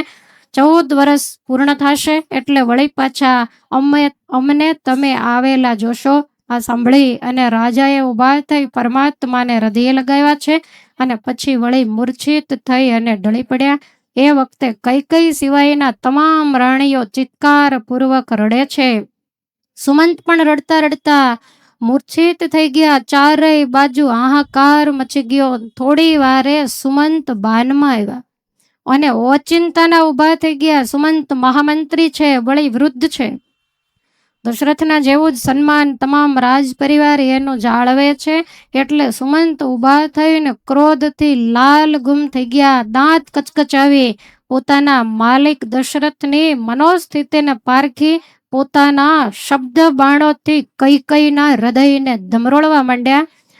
સુમંત કહે છે કે કઈકઈ, હું એવું માનું છું કે જેવા પિતા હોય એવો પુત્ર હોય, તો એની સામે જેવી માં હોય ને એવી જ દીકરી હોય. તમારી માની તમામ વાતથી હું પરિચિત છું અને તમારો સ્વભાવ પણ તમારા માતા જેવો જ છે. અને એ વાત સાચી જ છે કે કઈ લીમડામાંથી ક્યારેય પણ મધ જરતું નથી. એનો ગુણ કડવાટ છે, એટલે લીંબોળી હંમેશા કડવી થાય. લીમડા ઉપર કેરી ક્યારેય પણ આવતી નથી. તમારી માતાના દુરાગ્રહની વાત પણ અમે જાણીએ જ છીએ. એમના વિશે પહેલા જે સાંભળ્યું છે એ હું તમને કહું છું. હવે સુમંત કઈને એની માતાની વાત સંભળાવે છે કે એકવાર તમારા પિતા જે કઈ મહારાજા બહુ ધર્મનિષ્ઠ રાજા છે, તો કાયમને માટે સાધુ સંતોનો યોગ હતો. એટલે એમને એક વખત કોઈ એવા સત્પુરુષ મળ્યા જે મહાસમર્થ હતા. એટલે એમણે તમારા પિતાને એક વરદાન આપેલું અને એ વરદાનના પ્રતાપે તમારા પિતા કઈ નરેશ તમામ પ્રાણીઓ, તમામ પક્ષીઓ એની ભાષા સમજવા લાગ્યા અને એ શું કહેવા માગે છે એનો મનોભાવ પણ સમજવા લાગ્યા. ઘણીવાર હોલો બોલતો હોય, કાગડો બોલતો હોય, કબૂતર બોલતા હોય તો આપણને એવું લાગે બોલે છે, પણ કયા કારણથી બોલે છે એ વસ્તુને આપણે સમજી નથી શકતા. તો કઈ મહારાજા તમામ પશુ અને પક્ષીઓની ભાષા અને એનો મનોભાવ બધું જ સમજતા થઈ ગયા. હે કઈ એક દિવસ તમારા મહાતેજસ્વી પિતા રાત્રિના સમયે પથારીમાં સૂતેલા અને એ સમયે જૃંભ નામના પક્ષીનો અવાજ એમને કાને પડ્યો. રાત્રિનું શાંત વાતાવરણ અને અવાજ સંભળાયો એટલે તમારા પિતા એ અભિપ્રાય એની બોલીનો મર્મ સમજી ગયા. એટલે સૂતા સૂતા એ ખડખડાટ હસ્યા અને એ જ ઓરડામાં તમારા માતા પણ સૂતેલા. તો તમારા માતાને અવળું લાગ્યું કે રાજા મારી મશ્કરી કરે છે. હવે અડધી રાતે મશ્કરી કરવાનો ક્યાં સમય હોય, પણ છતાંય આને ઊંધું સમજાણું એટલે એકદમ ગુસ્સે થઈ અને ગળે ફાંસો ખાવાની તૈયારી કરી. રાજા ઊભા થઈને કહે છે પણ થયું શું અચાનક? તો કે તમે અત્યારે કેમ કાંઈ કારણ વગરની મારી મજાક ઉડાવો છો? રાજા કહે છે કે મને તો ખબર પણ નથી, તો અહીંયા તો કોઈ ત્રીજું છે નહીં અને આટલા બધા તમે ખડખડાટ કેમ હસ્યા? માટે અત્યારે ને અત્યારે તમારા હસવાનું મને કારણ બતાવો. અને એ વખતે રાજાએ તમારા માતાને એવું કહ્યું કે હે દેવી, જો હું તમને મારા હસવાનું કારણ બતાવું તો મને જે સાધુએ વરદાન આપ્યું એણે એવું કીધું છે કે આ વાત તમે કોઈ પણ વ્યક્તિને જ્યારે કરશો એટલે તત્કાળ તમારું મૃત્યુ થશે. માટે જો તમારે મારું મૃત્યુ જોવું હોય તો જ હું તમને આ વાત કહી શકું, અને નહીતર તમે ગમે એમ કરશો તો આ વાત હું તમને કહેવાનો નથી. અને હે કઈ એ વખતે તમારી માતાએ એવું કીધેલું કે તમે જીવો કે મરો, તમને જે યોગ્ય લાગે તે કરો, બાકી આ વાત હું તમારી પાસેથી સાંભળે જ છૂટક્યો કરીશ. તમે આ રીતે મારી મજાક કેમ કરી શકો? અને આજ જો હું તમારી પાસેથી આ વાત નહીં જાણું તો તમે આવી રીતે મારી કોઈ ગણતરી નહીં રાખો અને મારી મજાક ઉડાવ્યા જ કરશો. માટે મરવું જીવવું તમારું એની સાથે મને કોઈ મતલબ નથી, પણ મને તમે વાત બતાવો કે તમે કેમ હસ્યા? હવે આટલું કહ્યું, આટલો અઠાગ્રહ કર્યો છતાંય સુમંત કહે છે કે કઈ તમારા પિતાજી બહુ ડાહ્યા હતા. એટલે એમણે કહ્યું કે કાંઈ વાંધો નહીં, હું તમને સવારે આ વાત કહીશ. હિંમત આપી સવારે નાહી ધોઈ પૂજાપાઠ વગેરે કરી અને કઈ નરેશે વરદાન આપનારા મહાપુરુષની પાસે ગયા અને જઈને વાત કરી કે આજે રાત્રે જૃંભ નામનું પક્ષી બોલ્યું અને એનો મર્મ હું સમજ્યો એટલે મને હસવું બહુ આવ્યું. એટલે રાણીએ મારા ઉપર શંકા કરી કે તમે મારી મજાક ઉડાવો છો, માટે મને કહો જ કે શા માટે તમે હસ્યા? તો હે મહારાજ, મારે શું કરવું? ત્યારે એ વરદાન આપનારા સાધુએ તમારા પિતાને એવું કહ્યું કે એ રાણી કદાચ ગળા ફાંસો ખાઈને મરે તો મરવા દેજો, અને કદાચ ઘરેથી નીકળી જાય, તમને છોડીને જતી રહે એને પિયર કે ગમે ત્યાં, તો તમે એને કાંઈ પણ કહેશો નહીં, પણ આ વાતને તમે ગુપ્ત રાખજો. જે મેં તમને વરદાન આપ્યું એ તમે ક્યારેય કોઈને સંભળાવશો નહીં. અને કદાચ તમારા રાણી હઠાગ્રહ કરતા હોય, તમારું મોત જોવા માંગતા હોય, તો એને તમારામાં હેત જ ક્યાં છે? અને આવાને રાખીને તમે કરશો શું? આજે તમારો જીવ લેશે, તમારા ગયા પછી કેટલાયનો જીવ લેશે. માટે આ વાત તમે તમારા રાણીને કહેશો નહીં. હે કઈ તમારા પિતાને આ રીતે સાધુએ વાત કરી એટલે તમારા પિતાએ ઘેર આવીને કહ્યું કે તમારે ગળા ફાંસો ખાવો હોય તો છૂટ, તમારે મારા રાજમાંથી નીકળી જવું હોય તો છૂટ, પણ એ ગુપ્ત વાત મને કહેવાયની એ મહાપુરુષે ના પાડી છે. અને એ વખતે તમારા જે માતા એ ઘર મૂકી અને તમારા પિતાને છોડીને નીકળી ગયા છે, એને એના પતિ પ્રત્યે લગાવ નહોતો, તો એ કઈ તમને ક્યાંથી હોય? તમારા માતા જેવા જ તમે થયા છો. હવે આટલા આકરા વેણ કયા પણ છતાંય કઈ નામાં કાંઈ ફેર પડ્યો નહીં. કઈ એકના બે ન થયા. અને એ વખતે કૈકેયીએ એવું લાજ સંકોચ છોડી અને કીધું કે હું વલ્કલ વસ્ત્ર લઈને આવું છું, અને જલ્દી રામ, લક્ષ્મણ અને સીતા વલ્કલ વસ્ત્ર પહેરી અને રાજમહેલને અયોધ્યાનો ત્યાગ કરે એ જ મારો નિર્ણય છે. તરત જ પોતે અંદર જઈને ઘણા બધા વલ્કલ લાવ્યા. રામને કહ્યું કે તમે ત્રણેય આ રેશમી વસ્ત્ર ઉતારીને વલ્કલ વસ્ત્રને પહેરી લ્યો. હવે સીતાજીએ તો પહેલી વાર જોયા. સીતાજી તો એક એકને જોયા કરે છે કે આને કેવી રીતે પહેરવાના, કારણ કે વલ્કલ વસ્ત્ર એ સીવેલા ન હોય. એટલે સીતાજી ભગવાનના લક્ષ્મણે તો પહેર્યા, પણ સીતાજી વસ્ત્રોને જોતા જોતા વારે વારે ભગવાનની સામે જોયા કર, પ્રભુ આને પહેરવાના કેવી રીતે, મને આવડતું નથી. એટલે ભગવાને એક બાજુ લઈ જઈ અને સીતાજીને વલ્કલ પહેરતા શીખવાડ્યું. એટલે સીતાજીએ પણ વલ્કલ વસ્ત્રને ધારણ કર્યા છે, અને વલ્કલ વેશમાં ત્રણેયને જોતા આખો પરિવાર ચોધાર આંસુડે રડી રહ્યો છે. છેવટે લક્ષ્મણજી માતા સુમિત્રાની પાસે ગયા અને પ્રણામ કર્યા. ત્યારે માં કહે છે કે વત્સ, તમે રામના પરમ અનુરાગી છો, માટે હું તમને વનવાસ જવાની રજા આપું છું. મોટા ભાઈની સેવા કરવામાં જરાય પ્રમાદ કરશો નહીં. ગમે એવા હોય તોય ભાઈ એ તો ભાઈ જ છે. તો તમારા ભાઈમાં તો કોઈ પણ પ્રકારનો દુર્ગુણ નથી, સર્વ સદગુણે સંપન્ન છે. વ્યસની વા સમૃદ્ધો વા ગતિ રેશ તવાનગ. સંકટમાં હોય, ભાઈ ગરીબ હોય કે રૂપિયાવાળો હોય, ગમે તે હોય, પણ ભાઈ એ ભાઈ જ છે. સુખ અને દુઃખમાં એની સાથે રહેવું એ નાના કે મોટા ભાઈની પવિત્ર ફરજ છે. આપણામાં તો કેવું હોય કે મોટો ભાઈ કે નાનો ભાઈ જરીક કમાવામાં પાછળ હોય તો તરત જુદા થવાના વિચાર થાય કે એકને ને એકને જ તૂટી જવાનું. માટે આપણે તો તમે જુદા થઈ જાઓ પછી એ નહીં તૂટે, એ તૂટશે. એમાંથી તમે મોજ શોખ કરશો ને માંદા પડશો તો દવાખાને જશો. કોના કિસ્મતનું ખાતા હોઈએ એની આપણને ખબર હોતી નથી. આ સમાજની અંદર વ્યક્તિની વચ્ચે સંબંધ નથી, પૈસા સાથે જ સંબંધ છે. વ્યક્તિને હંમેશા હૃદયના સ્નેહની જરૂર છે, અને પૈસાનો હંમેશા ઉપયોગ થાય, પણ આજ પૈસાને બદલે માણસનો ઉપયોગ કરવા માંડ્યા છે. સુમિત્રા કહે છે કે પુત્ર, રામ માટે પ્રાણ છોડવાનો સમય આવે ને તોય પણ જરાય અચકાયા વિના પ્રાણ આપી દેજો.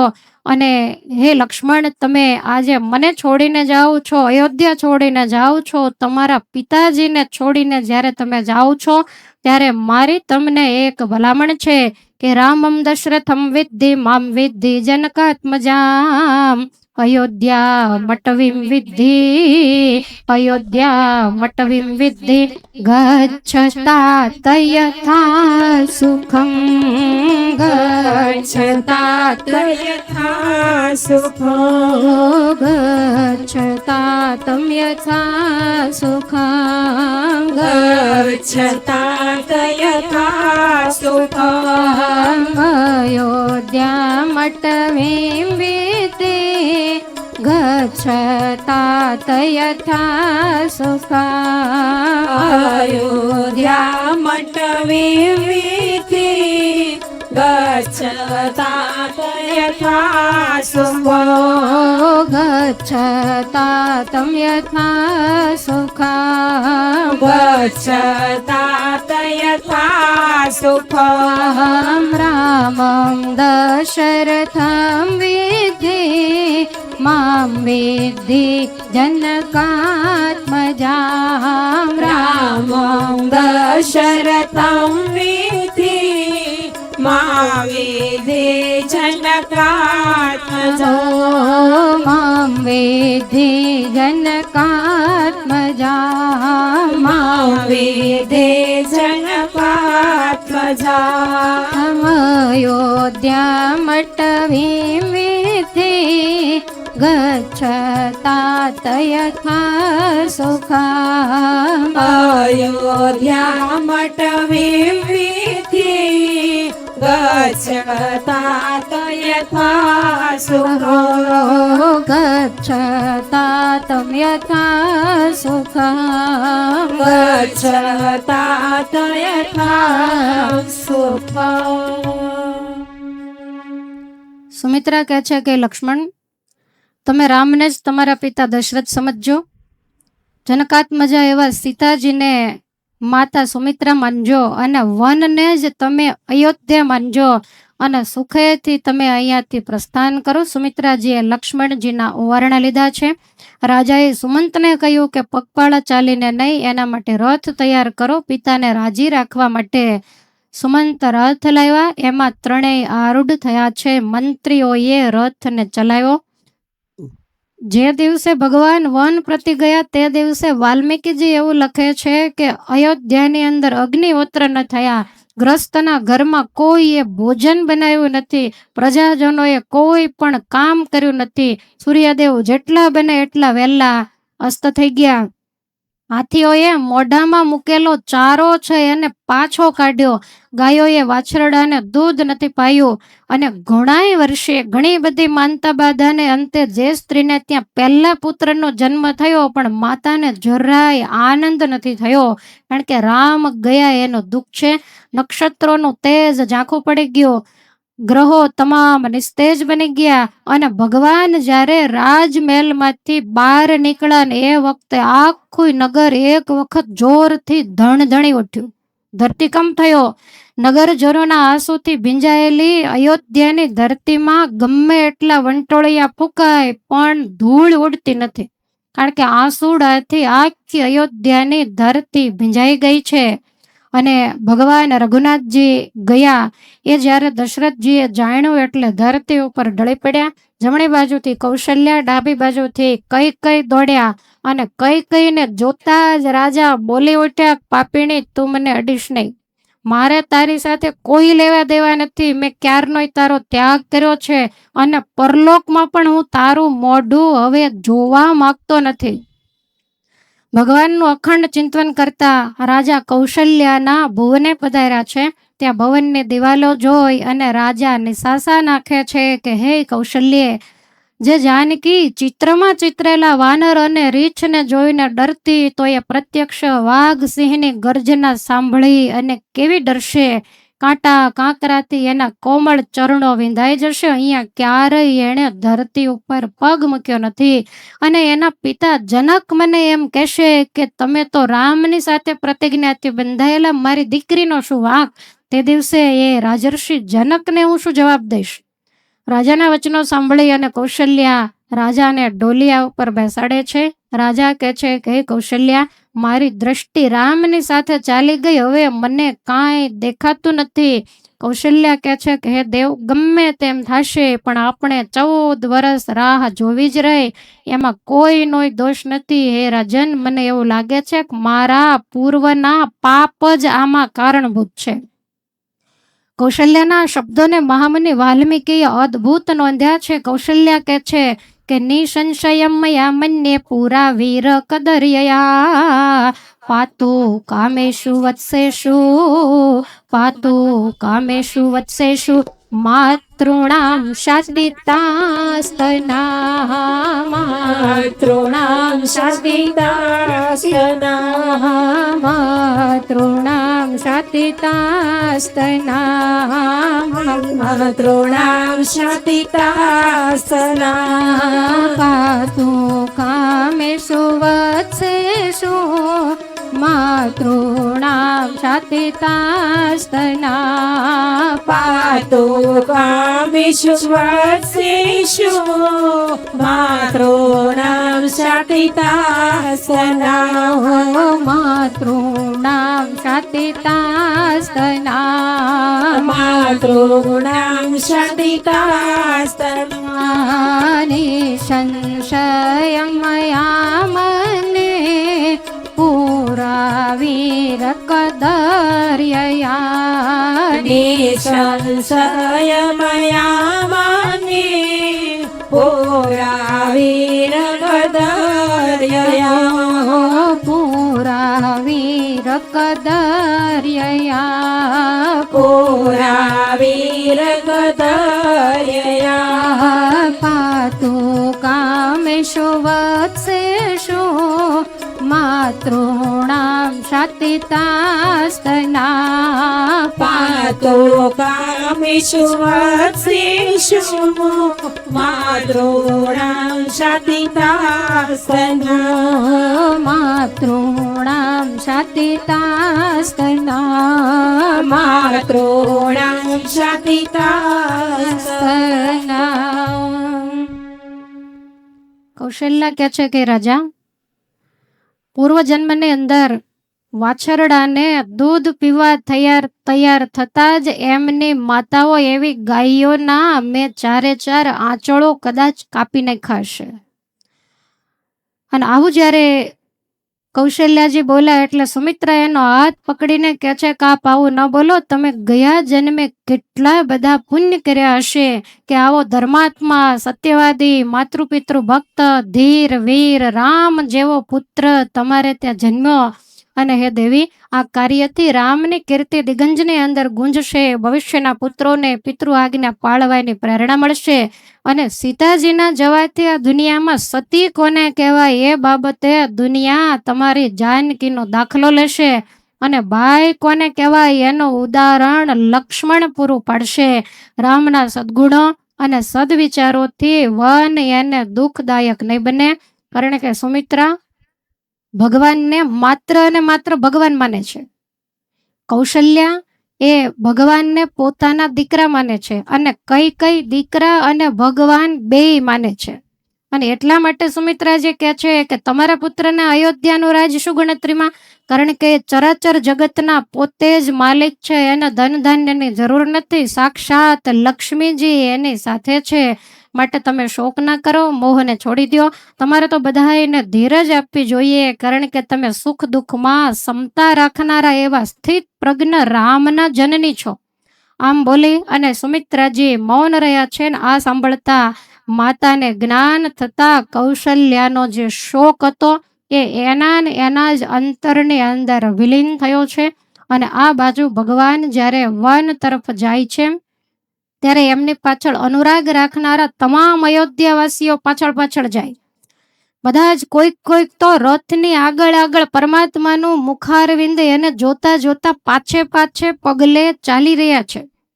ભગવાન ફરીવાર કહે છે કે હે મારા પુત્ર સમાન નગરજનો, તમને મારા પ્રત્યે આદર છે, પણ હવે 14 વર્ષ માટે અયોધ્યાનો રાજા ભરત છે.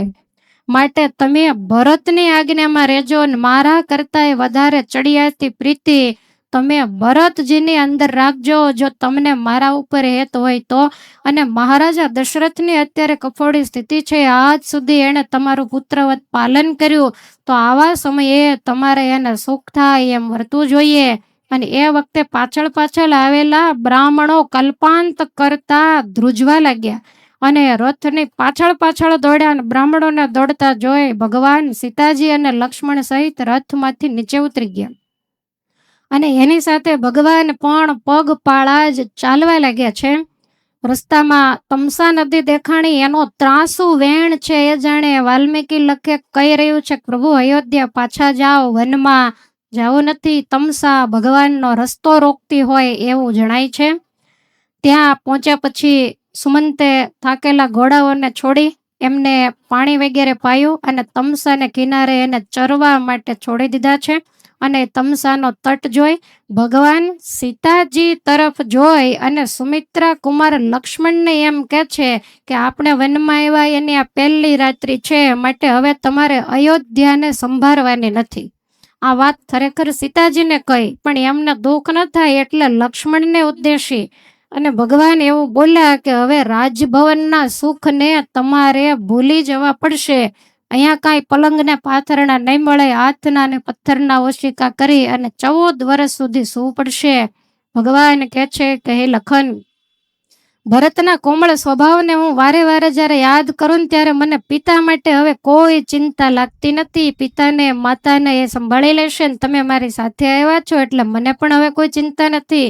હું ને જાનકી જો એકલા હોત તો મને ચિંતા રહેત કે કદાચ કોઈ અસુરો ઉપદ્રવ કરશે, આક્રમણ કરશે, એની સાથે હું યુદ્ધ કરીશ તો આ જાનકીને કોણ સાચવશે. તો એની પણ હવે મને ચિંતા નથી. અને અહીંયા ફળ ફૂલ વગેરે તમસાને કિનારે ઘણુંય છે, પણ અયોધ્યાની અંદર મારા માતા પિતા, ત્યાં રોકાયેલા નગરજનો, એણે પાણી પણ જો પીધું ન હોય તો મને કોઈ પણ વસ્તુ જમવાની ઈચ્છા નથી.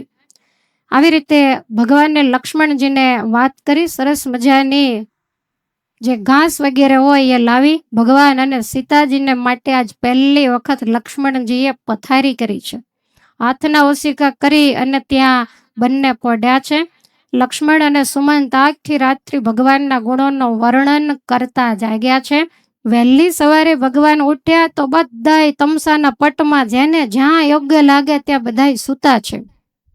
ભગવાન લક્ષ્મણજીને કહે છે કે આ બધાયને આપણી સાથે એટલું બધું હેત છે કે એ પાછા નહીં વળે, માટે એ બધાય સૂતા છે ત્યાં આપણે રથ લઈ અને આગળ નીકળી જઈએ. એટલે તરત જ સુમંતને બોલાવવામાં આવ્યા, રથ જોડ્યો અને ભગવાન રથની અંદર બિરાજમાન થયા. સીતા લક્ષ્મણ બિરાજ્યા અને ધીમે ધીમે રથને બધાયને સૂતા મૂકી અને આગળ તમસાને સામે કિનારે જંગલમાં જઈને ઊભો રાખ્યો. ત્રણેય રથમાંથી ઉતર્યા.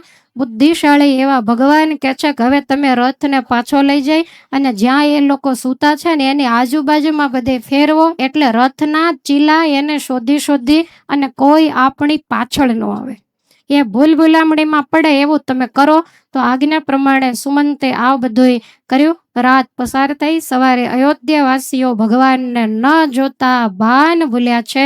આમ તેમ ચારેય બાજુ શોધવા લાગ્યા. રથના ચીલે ચીલે ગયા, પણ આટી ઘટીમાં એને રથ ક્યાં ગયો એની ખબર પડી નથી. બધાય કરુણ સ્વરે વિલાપ કરે છે અને બધા જ મહા દુઃખમાં ડૂબી અને અયોધ્યા તરફ પાછા વળ્યા છે. કેવો પરમાત્મામાં આ અયોધ્યાવાસીઓને સ્નેહ હશે.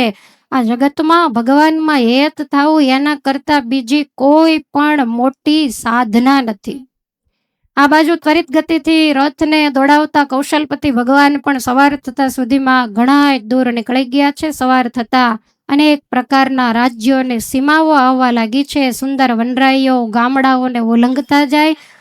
જે લોકોને ભગવાનના દર્શન થાય વિચાર કરે કે આટલી નાની ઉંમર, આટલા સરસ મજાના રૂપ, શીલ અને ગુણ, તો કયા કારણથી આ વનમાં જતા હશે. કોઈને ખબર પડે તો એ દશરથ અને કૈકેયીને વિશે કટુ વચન બોલતા જાય. સીતાજીનું સૌંદર્ય જોઈ અને અજાણી ગામડાની સ્ત્રીઓ આંખમાંથી આંસુડા પાડે છે.